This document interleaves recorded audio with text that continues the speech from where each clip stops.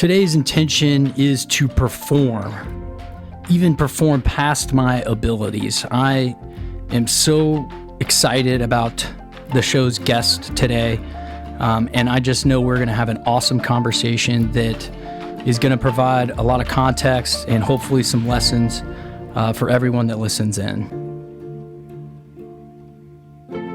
Hey, it's Bobby.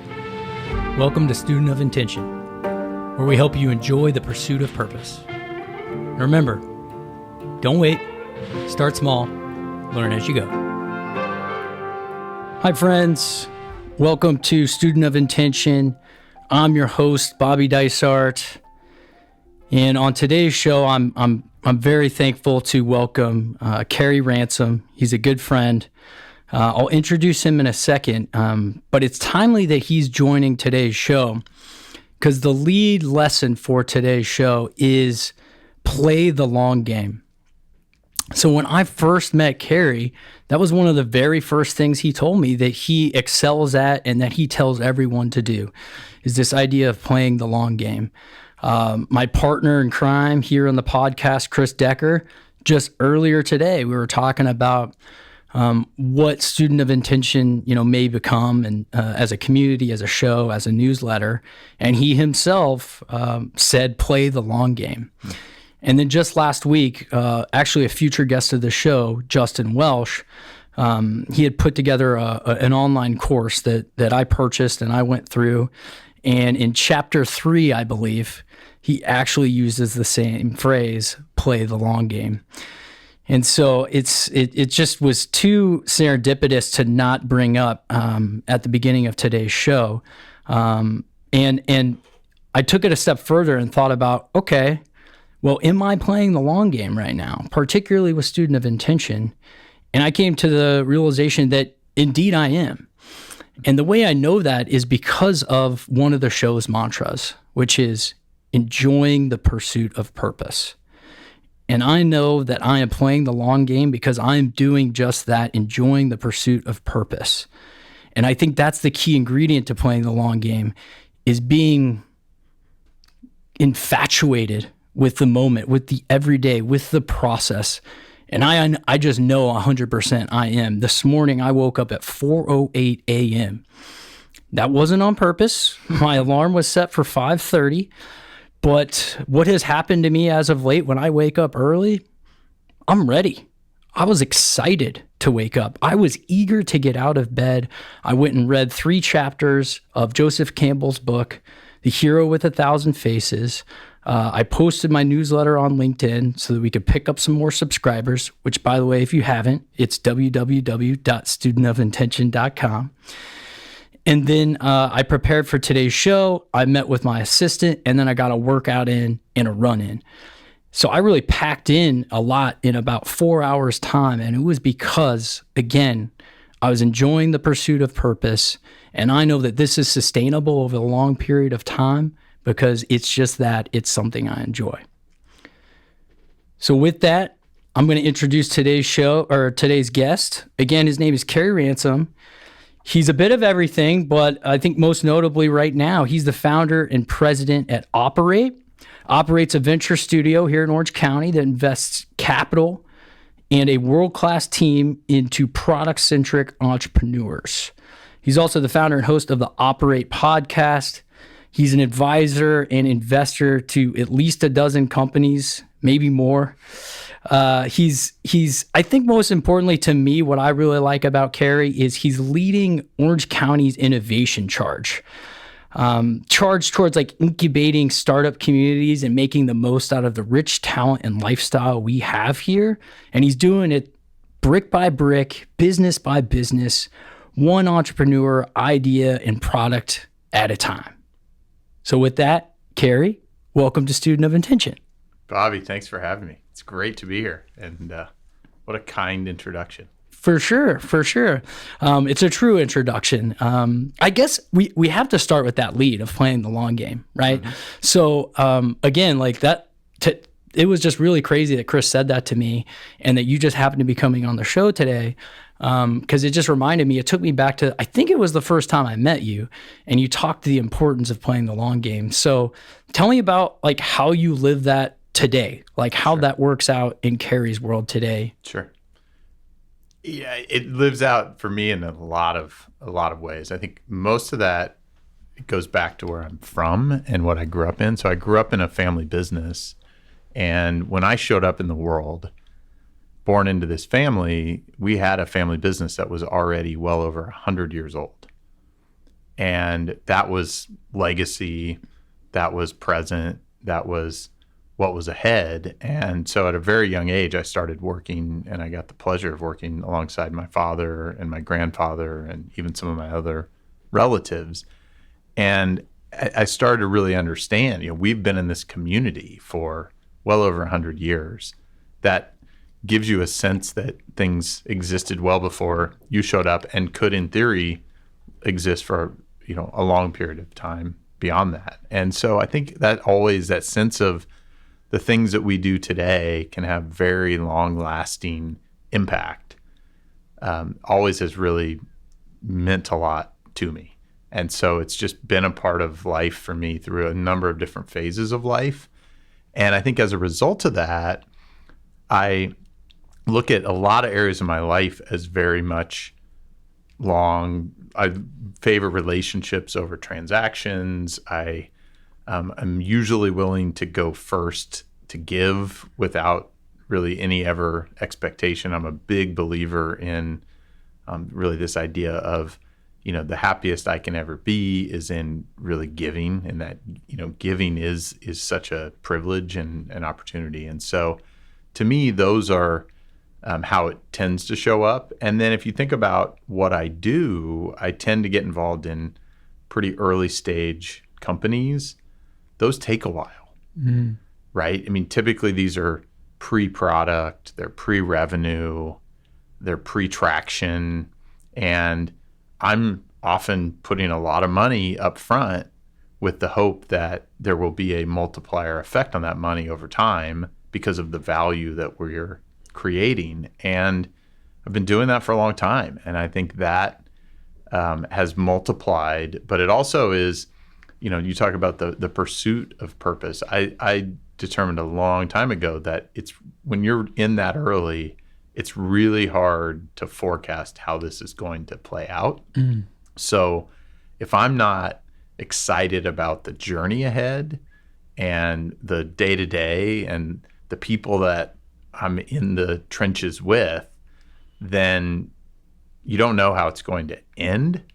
You have increasingly some experiences that help you start to see things, but you see there are things outside of your control. You have to just accept that, there are going to be outcomes, sometimes in your favor, sometimes not. And you really just want to keep living to fight another day. And if you get to continue to do it at this point, to be able to have done this as long as I have, and to feel like I've got a lot more in me and a lot more energy ahead, it's just every day is a privilege. And I get to keep thinking about what's on the horizon. I get to get exposed to new things. I get to help grow and influence and impact more people. And all that to me are those ripple effects, those long-standing impacts that could ideally last well beyond my time here. Absolutely. I want to go back to that story of your family business and being. I mean, I can't even fathom like understanding that my family had been in business for 100 years. But you did say that this was something that you kind of started to notice. When did you start to notice the gravity of that and start to kind of, again, make that a part of your way of life? Sure. I think one of my earliest memories is when I was probably in second grade, and we actually had a fire. This was a retail business. We had a few buildings, and early morning, I remember my mom taking me down there to see the aftermath in the middle of the night. There'd been a arson, had set a fire, and seeing that. And this was a building that was something close to 100 years old.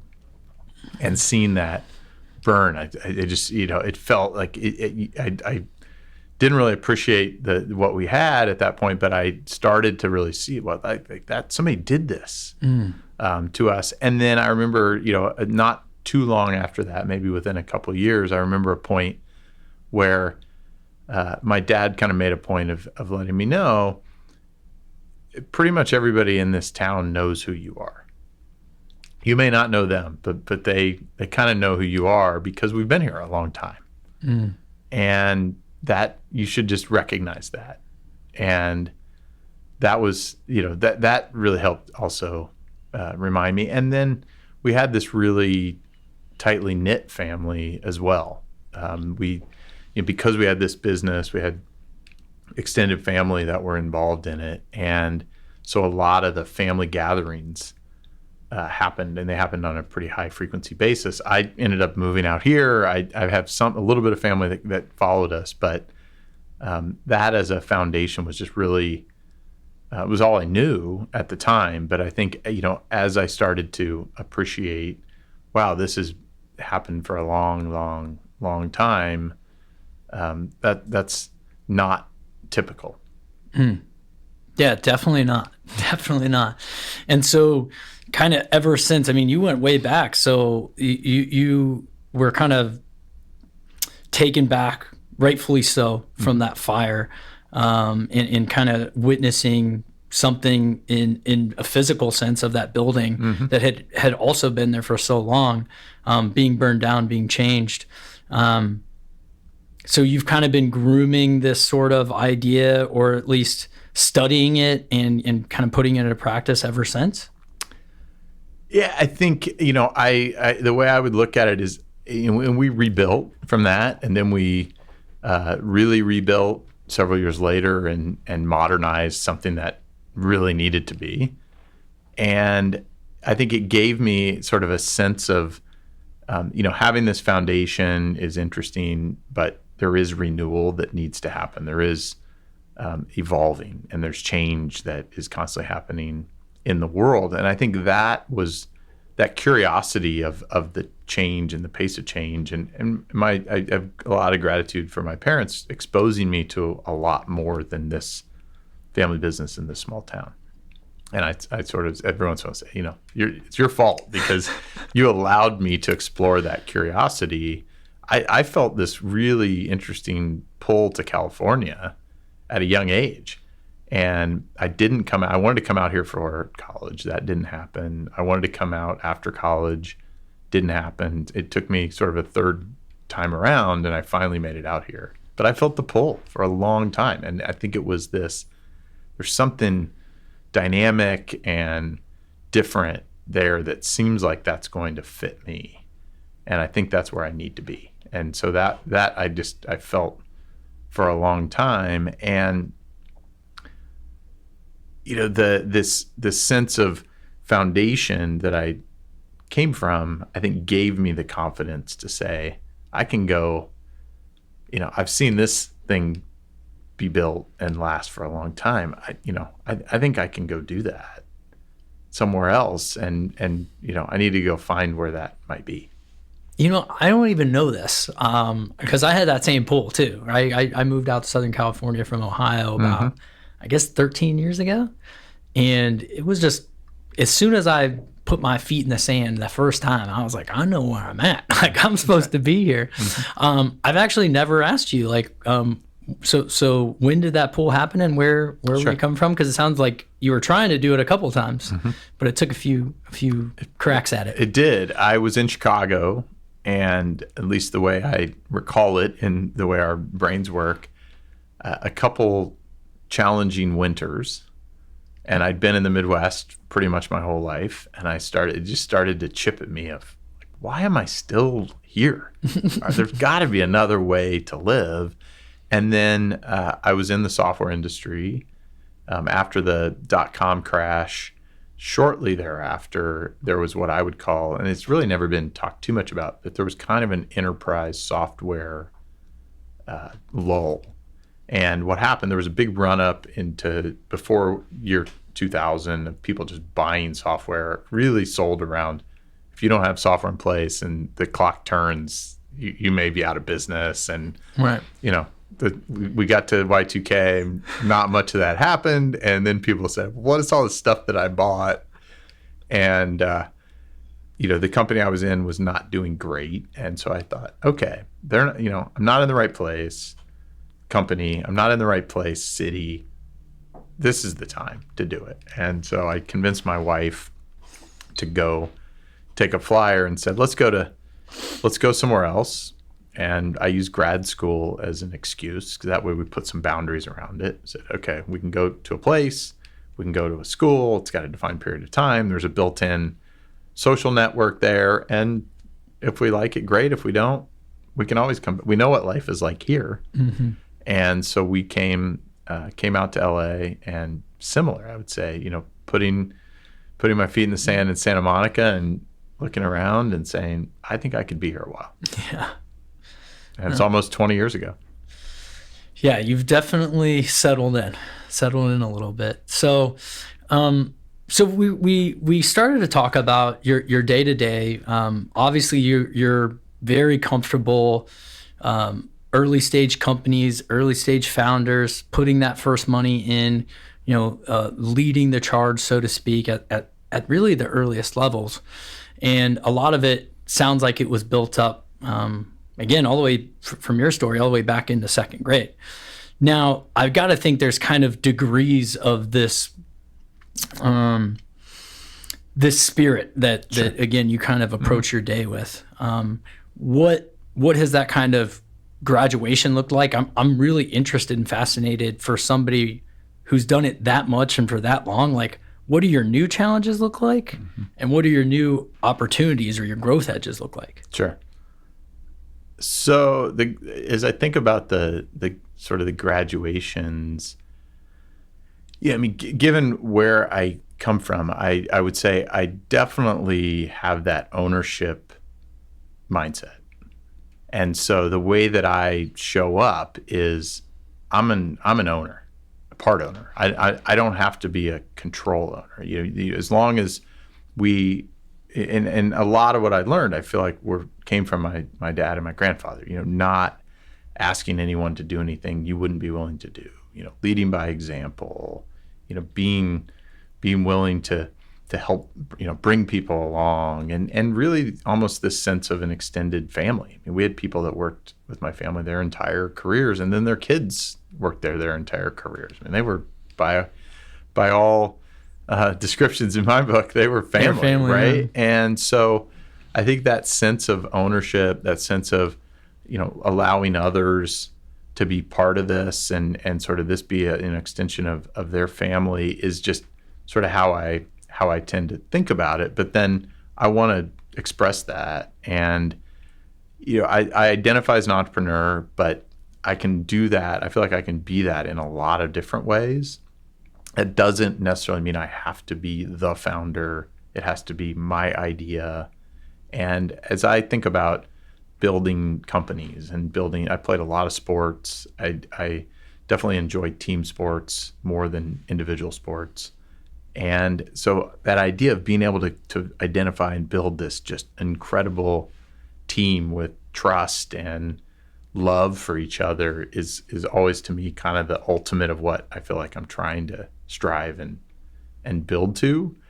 And so what that can look like to me has a lot of potentially different faces. And so you marry that with this curiosity of interest in new ideas and interest in solving new problems. And that's led me to a lot of these adventures where I would say, okay, this makes sense. There's something really interesting here. If I were to get involved, how could I potentially help propel that forward? And what does that need to look like for me as an investor into this? Is this just capital? Is this capital plus my time and my capability, and I enjoyed that more. And so to me, moving more and more in that direction has been what I've done for most of the last 20 years. And after doing it mostly serially, though, where I'd go into a company, I'd spend the vast majority of my time and energy really directed in a company. It was kind of that for the series of seasons that they needed me, and it made sense for me to be there. And that could be to take it all the way through. That could be to get it from 0 to 1, or from 0 to 1 to 2 to 3, and then and I would never go in with a clear idea of what that needed to look like. I was there to be part of the journey, to really help try to move it forward at a more expeditious and efficient and effective way than it might without me there, and really try to contribute as best I could. And through that, I've accumulated just an incredible array of experiences and scars and joy and tears and everything. And after doing that, I said, maybe now it's time for me to actually see if I can expand that to more of a platform. And that's what ultimately led to this idea of a studio. Was, what if we had multiple entrepreneurs that we were partnering with? And it wasn't just me, it was a team of people that we were helping to help them succeed. And we had more money than just my money involved. And so what could that look like to kind of elevate the impact that it could have on multiple entrepreneurs, on the community, on building a bigger energy source that others could get fed from or attracted to. Right. And I'm sure it's not all rainbows and unicorns and sunshine. That's right. I think that's a fascinating thing that I keep finding out about intention. And no matter how well I show up to my relationships, to my health, to my business, right? Like, challenges still arise. That's and right. They have different faces, they have different flavors. I think it's difficult for some of us sometimes to watch, folks that have been quote unquote successful, right? Had a couple successful businesses, a successful career, what have you. When they tackle something, we think it's without challenges, right? Mm-hmm. It's without risks. Take me back to the early days of Operate. You were under a different name when I first saw it. Like, what were some of those things that, and maybe hopefully unexpected ones, right? Those are even the harder ones. Did those things exist, or you've done it for so long that you kind of saw everything coming? Sure. No, I mean, there definitely were challenges, right? We had this big belief that we needed to, open an office, and that people were going to want to come work alongside of us, and we could encourage them and inspire them to want to be part of that. And for the first few months, that was working. And then all of a sudden, a pandemic hit, and everybody went home. And there were several months that I was the only one there because I had great internet and I had kids at home that were, distracting and taking our home bandwidth. I said, I'll just come in here. So that was lonely because I love to be around people. I mean, part of my bias in why we even opened the office was I like having people around. I draw my energy from people. And so being there, so that was a big challenge. I think the other was explaining what we were doing. How was our studio working? How was this going to make an investor successful? How is this going to make an entrepreneur successful? That's hard to do. It's hard to do in 2 sentences. It's hard to do in one conversation. And, as one of my good friends says, the confused mind says no. If people were confused, that often led to, disinterest or just indecisiveness. And so trying to hone that in the early stages, it all made sense to me. It all made sense in my head. I've been doing this for a long time, as you said. And so to me, it was just continuing doing what I've been doing, but doing it instead of here's your job title and here's here's what you need to focus on, it was much broader. And I got to be part of the team here and part of the team here. And we had a team that was part of the team. And it I think has been hard for people, and I would say even particularly people here that don't, for the most part, see a vibrant startup ecosystem, other investors leading the way, entrepreneurs out being bold and present. It was hard for people to wrap their head around and explain. And, I think that plus this last year that's been a really odd year led a lot of people to just wait and see. And, I think what that actually freed us to do was to just go all in and be really intentional about what we knew was what we wanted to do and believed we could really create a lot of value in the world. And we had an incredible year of progress. And what that ultimately led the necessity of was for us to go much deeper into this than maybe we initially thought we would, but we're all in. And we have such conviction and belief. Sorry, what do you mean by deeper into this? Financially, I would say time even. That if others aren't going to support it, then we'll keep supporting it, because we know we're on the right track. We're doing the right things. We're helping founders move forward faster. We're helping them build stronger, better early foundations for these companies. And we fully believe that we're going to create huge multiplication effect of value and impact from what we're doing. And so it allowed us to focus a little bit more on the foundation. And so that's really what 2020 ended up being. And now as we've moved into 2021 and we see the progress, we see these companies with revenue, with traction in the market, with explosive growth, and a lot of other investors saying, that's a really interesting business. Can I get involved? We see this flywheel really starting to turn. And we're also seeing a lot of people that we had talked to early on now come forward and say, I see now what you're doing. I see the impact. I want to be part of this. And so there's some big tailwinds, which are great. I mean, you feel like, okay, now those moments of doubt, those moments of frustration, why are other people not seeing what I see, are really, I think, finally that intention and that, clear. We saw the vision, we saw the purpose of what this can be. It's now really starting to pay off. That doesn't hurt. That feels pretty good, yes, right? That's right. And there's still a lot of work ahead. I mean, I am absolutely a long game believer, and I think getting in this early. I told an investor earlier today, do not invest in this if you need this money back in the next 10 years.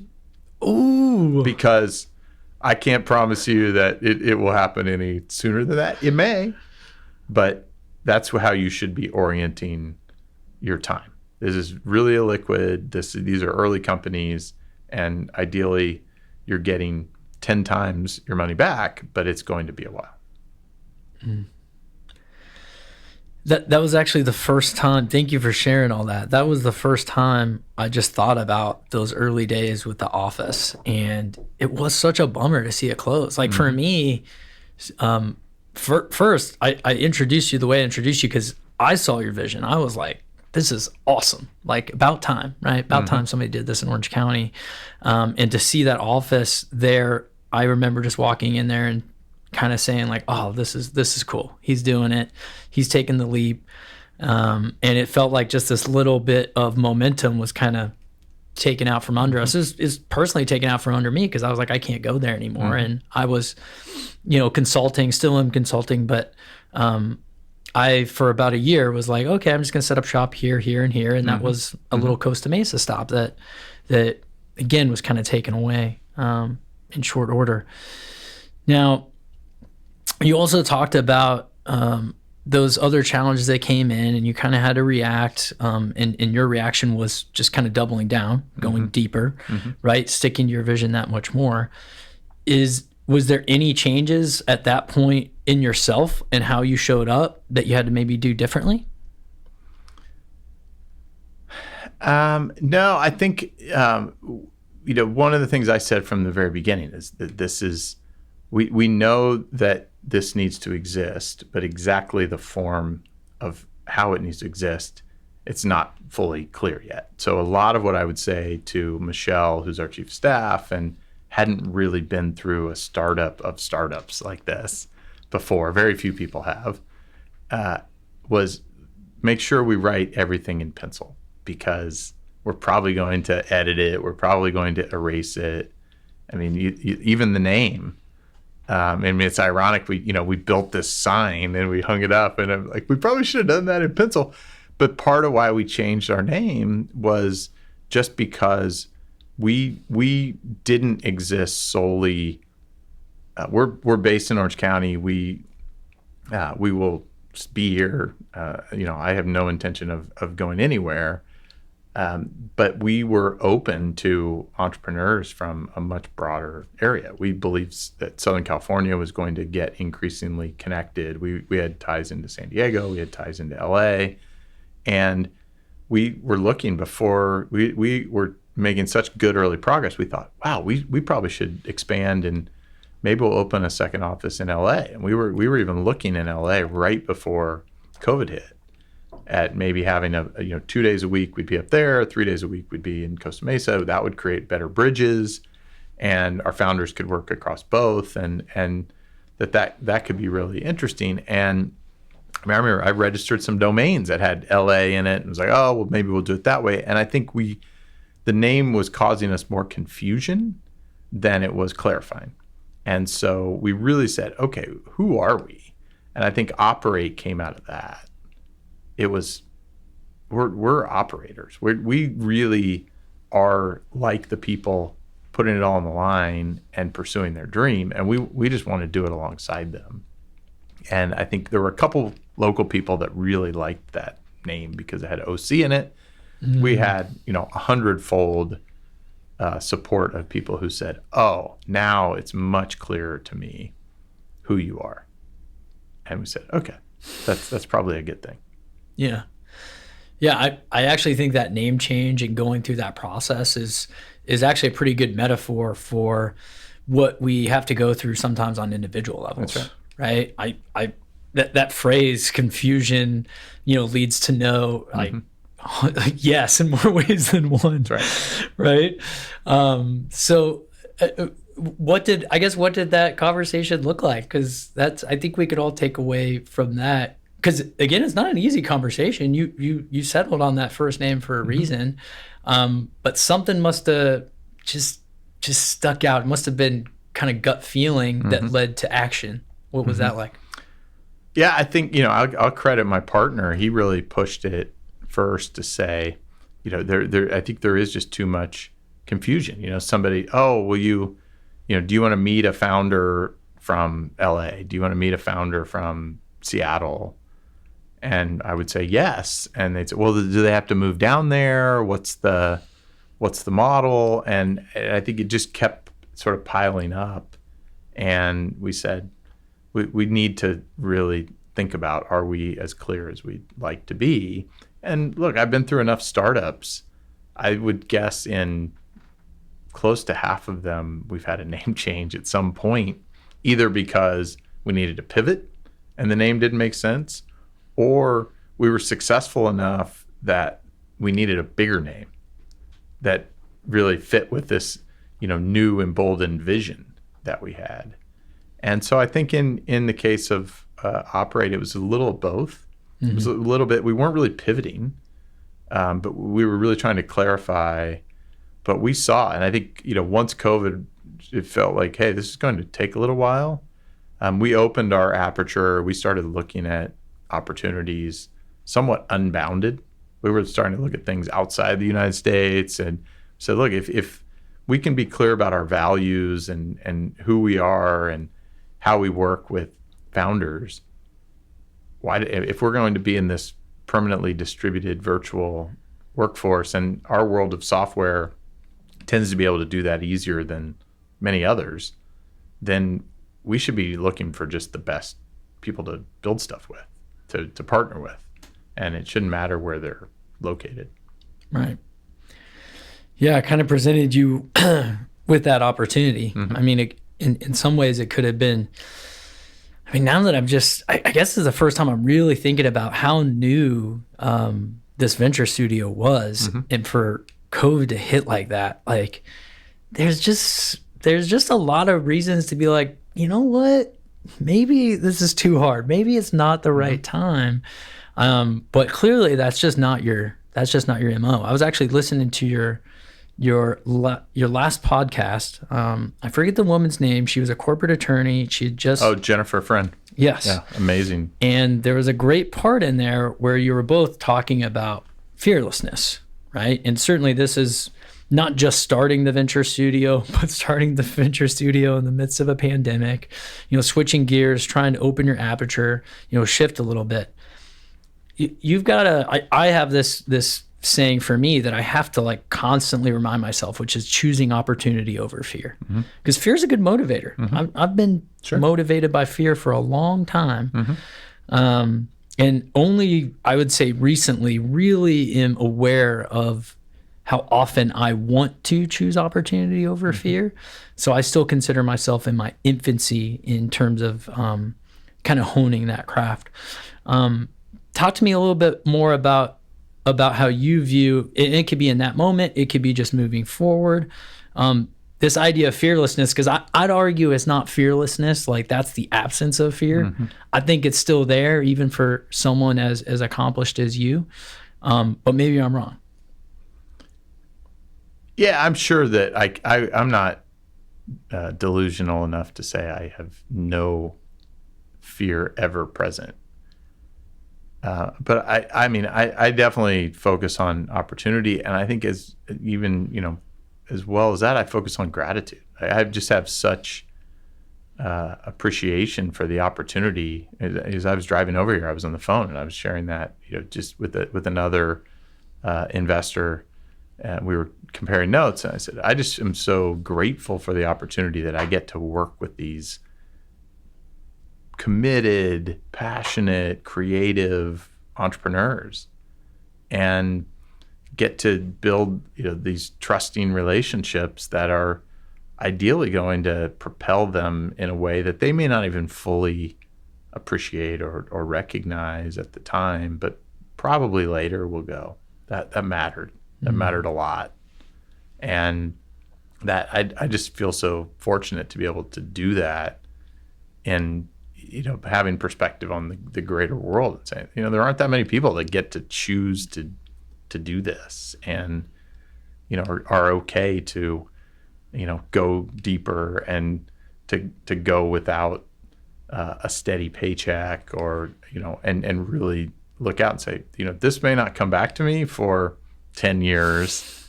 I have investments still that are well over 10 years old, and hopefully they'll eventually pay off. But that, I think, I have just this sense of, you just got to keep, you work hard, you keep helping others, you go create value, and it'll come back. And I'm just such a believer in that, you contribute a lot of value into the world, and it'll come back in multiples that we can't always see, but we'll be fine. And as long as the basic needs are met, then that to me is probably where the if there is fear, it's probably there, and then anything above that is pretty much gravy in my book. And so being able to be purposeful in trying to figure out how to create those opportunities for others and multiply that's what excites me. Right. And I think you nailed it with the gratitude piece, right? Being grateful for just the ability to have kind of that privilege to experiment, that privilege to even face some of those challenges, arm in arm with early stage entrepreneurs, or, investors that are maybe, new to this sort of investment. That's the perspective I think that carries you through that and allows you to choose opportunity in those moments. And you're also, it sounds like you're very rooted in service as well, right? Like, you don't do what you do because it's the fastest way to money or it's the easiest Absolutely. thing. So, how do you, like, that? I think that's another thing. Like, the more I figure out and I study intention, the more I realize, like, ultimately it's finding these treasures for yourself and then kind of giving them away. But that's such an easy mantra to kind of think of and realize, like, yeah, that sounds great, but what does it look like day in and day out? Yeah, I mean, for me, it start. I was saying earlier, it starts with just, it's a privilege to be able to give. When somebody asks for help or asks a question, and being able to help them with that, like, to me, that just, it feels great. I mean, part of why I started my podcast was to give my friends an opportunity to tell their amazing stories that I felt like not enough people knew about, and that hopefully that would inspire some others to go create their own stories. And it was, I mean, I called it my, passion project, but it was kind of a service project, and I was fine with that because I felt like, okay, I can budget that room into my life, and I'm happy to do this. And I hopefully, I've said for a long time, I'm still waiting for the permanent host to show up and push me out of the seat and take it forward. But I think that's, for me, a lot of what I try to do is to, to carry on what I felt like I saw with my dad and my grandfather. Lead by example. You want to see change in the world, you need to go be the change. Be willing to go first. If I'm willing to go first, if you need an introduction or you need help with something, my hope is that I'm in a position to be able to help. And I feel privileged every time I can actually do that. And a lot of cases, it's just trying to go make magic happen out there. And it always is really cool when it does. These people meeting and something amazing coming from it, whether that's in an email or a coffee meeting or anything else that might happen. And I think in the world we're now in, it's just amazing how much it's become digitized. But that, I think, is still, we're still all human beings that are trying to find our place in the world and our best ability to bring all of what we have and all of who we are to something, right? So to me, if it means just helping somebody to a temporary stop on their way to that, okay, hey, I need a job for this or that reason. Let's figure out how we can help you get a job. But for some, it's just continued experimentation. I still say I'm still trying to figure out who I'm supposed to be when I grow up. But I think it's this sum total of collective experiences that I just keep trying to build upon. That, as I accumulate more, I go, oh, there's more I can hopefully give to others. And I think, my mom was a teacher, my wife's a teacher. I definitely have a little of that desire to teach and share as sort of a personality trait. So I try to do that in the most productive way I can. Well, I think you're doing just that. and you've definitely stood the test of time. You're doing it. Even the podcast is 2 years old now? Almost. Yeah. I think I'm up to like 100 episodes or something. It's crazy. So before we get to the core question that we always ask everyone on the show, I want a story. You're exposed to, you're obviously giving so much to all of these entrepreneurs. And most notably just that courage and that kind of hey, I've been there. I've seen these hard times. Do you have a story of one entrepreneur or one of the businesses that you're allowed to share that just has happened recently over the last like 6 months that just is like, oh, wow, they were intent on something. They saw that they got through the fire or whatever it is, and have kind of come out with a bit of wind in their sails? Sure. I mean, we have one right now that is just flying, and it's been so fun to see. It's a company called Grin Gaming, and really talented technical founder. And he had a vision, he had a dream. And when we met, we spent some time getting to know him. We found him to be a really thoughtful, purposeful engineer, incredibly talented. He had background in algorithm development for high frequency trading, machine learning, and he had some other engineers that were working with him. And he had this dream based on his view that more and more of today's consumers expect to be able to participate in. They just don't want to passively consume, passively watch. They want to engage. They want to participate. And you're seeing that with just attention spans getting shortened. And he felt like, as he was a gamer and also somewhat a fan of certain sports, and he felt like this idea of just watching people play games, watching people play sports, wasn't enough moving forward, and that there needed to be this engagement opportunity. And so he started building on that, and we met him and we said, there's really something interesting here. So we worked with him on refining what that could look like, even what content we should potentially focus on. And we launched back in December. It's been about 2 months. And the growth of this over the last 2 months has just been phenomenal. And people love it. The users love it.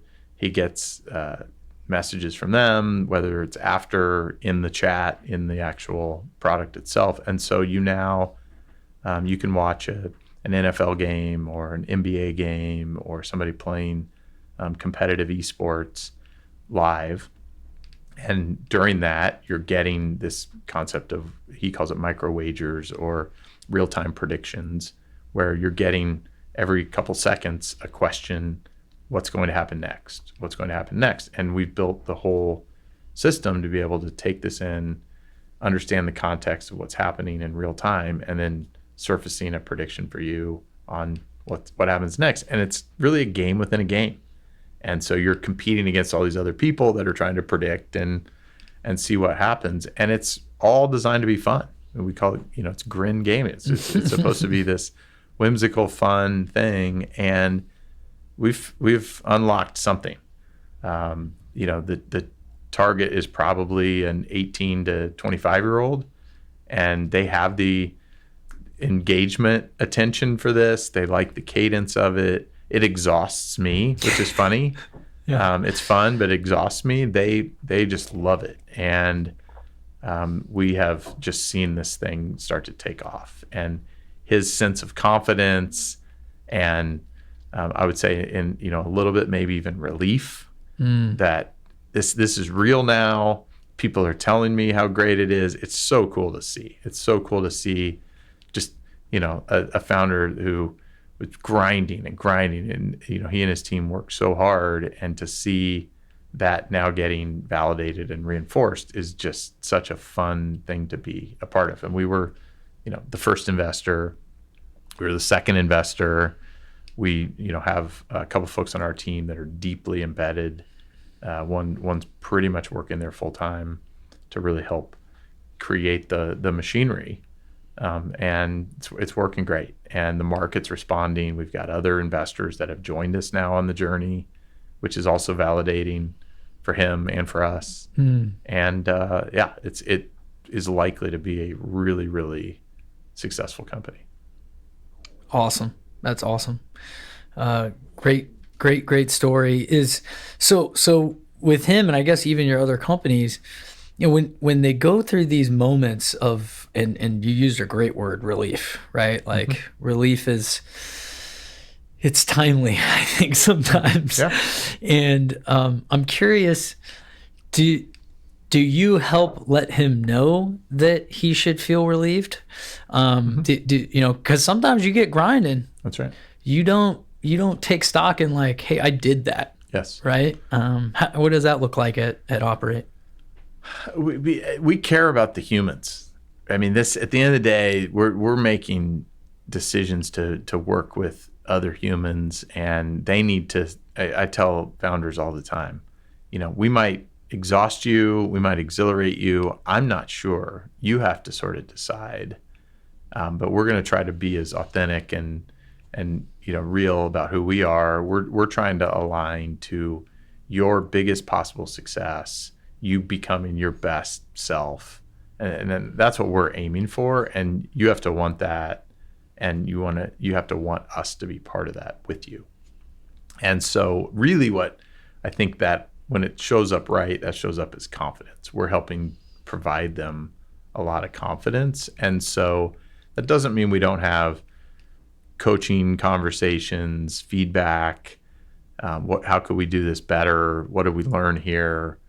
Developmental types of conversations. But we try to first get to that place of trust and love so that we can. So they can give us feedback. We can give them feedback. We can grow together. And so there are those times where it's like, hey, this is really hard. I get it. We're going to get through this. You're not on your own. We're in this together. And there are times where we're having the conversation of, wow, that was pretty awesome. Let's have a little celebration, and let's take a breather for a minute and reflect on what we just did. And we're not done, but it's okay. We can relax for a second, have a high five, have a cheers, and then let's get back after it. And I think part of that too is really checking in to make sure they're still in it. They're still in it, because there are cases where they may not be, and that may be okay, but they have other people involved at some points, right? You have employees, you have investors, you have customers, and understanding that responsibility is something we want to make sure everybody, including ourselves, understands. Right. Yeah, I mean, I gotta imagine you're going in with that context of, again, the long game and being very cognizant of the value of 10 years, 20 years. But that's not the norm with both entrepreneurs, investors, just everyday human beings. Do you kind of run into any tension in that regard with Sure. your team, where you just, in your head, it's like, what do you mean? Like, this we've got forever. This is a long, long time. But you see maybe a little lost luster for the moment, or maybe a little doubt creep in. Sure. Yeah, it happens. Yeah. And what I try not to mistake, I don't mistake long game for some incredible patience or ignorance, lack of urgency. Right. I mean, like if you see, what time I show up in the office, what time I leave the office, how many things I get done in a day, how many meetings I'll have in a day. You look in a hurry. I think most people go, I mean, this guy's crazy. Yeah. But to me, again, it's like each one of those is a step. Each one of those is a brick, as you described it earlier. Each one of those is a life that maybe can get touched in some meaningful way. And it may be just that sort of pebble that drops and starts to create a ripple. But those things multiply and compound over time. And the beauty of what we're building in a studio is those actually start to build exponentially over time.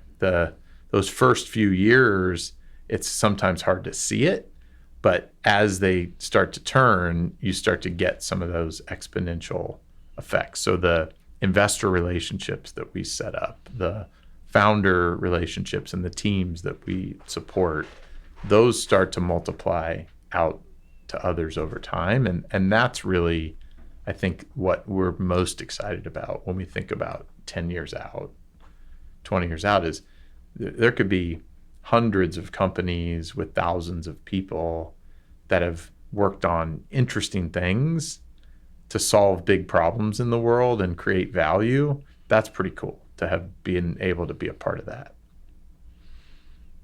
100%.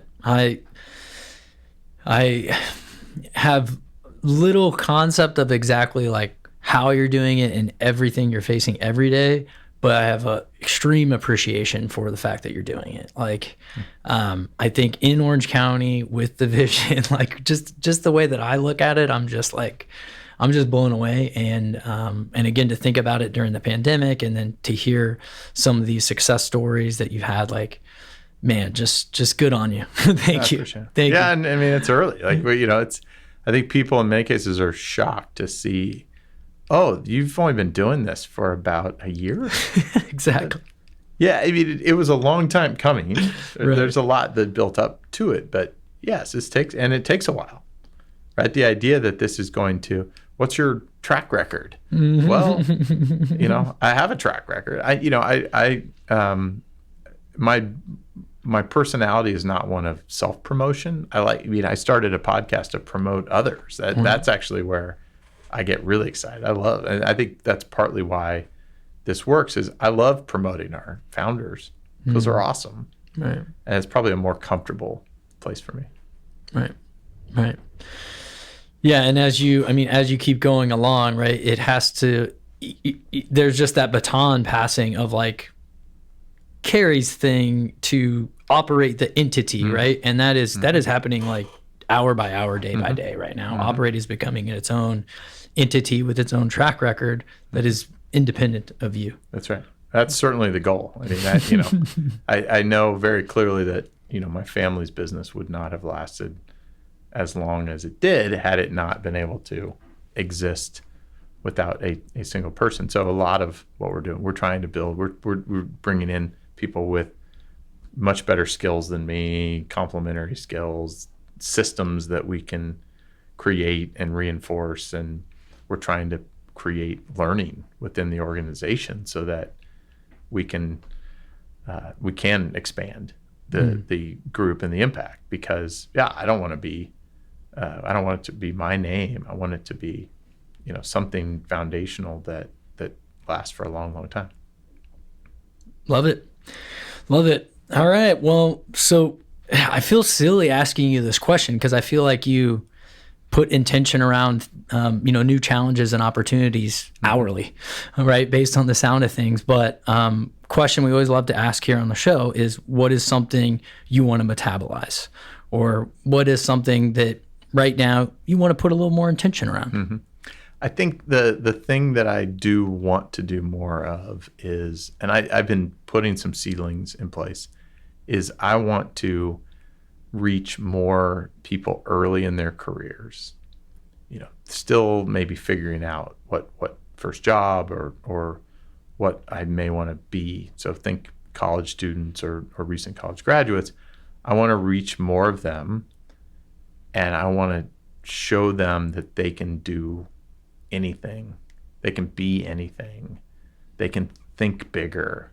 They can make mistakes and be fine. And it's only going to make them stronger. And I think that's a thing that I really want to spend more time on. I started a program last year to identify and elevate recent college graduates here that have super high potential and high ambition, to connect them together and try to give them access and development that, and we have 24 of them right now. They're called Orange Fellows, and we started in the middle of COVID, and it's going great. And we're about to start recruiting our second group. And that, again, is a program that I think will hopefully build more confidence and support systems for people to strike out and go after big things, to feel like they're supported to go. I mean, several of them were first ones in their family to go to college, and they made it all the way through, which is incredible. And then they've come out into the harsh, big, bad real world, and they need more support. We all need more support. So that's a good, I am also working on a student-run venture fund that is currently being managed by 6 unbelievable college students across a few schools, including UC Irvine, UCLA, Claremont colleges, and actually a local who's currently at University of Pennsylvania.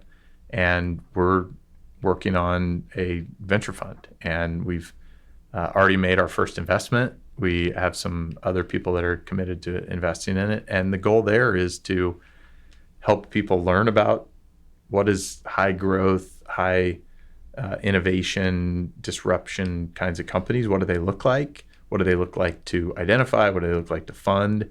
And there's such a energy around that in these schools that currently isn't fed and supported at the level that it should. And a lot of them feel like I have to leave and go to the Bay Area or Seattle or New York or somewhere to get into cool companies. And these students said, we want to fund our friends. They're doing amazing things.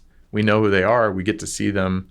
We see those sparks. And I said, I couldn't agree with you more. This is where our future entrepreneurs are going to come from. We just want them to do it here and feel that sense of support here. And so I think those are the things that I really want to metabolize are how do we bring forward this new generation sooner? Because I feel like the last couple generations, including mine, have caused a lot of these problems.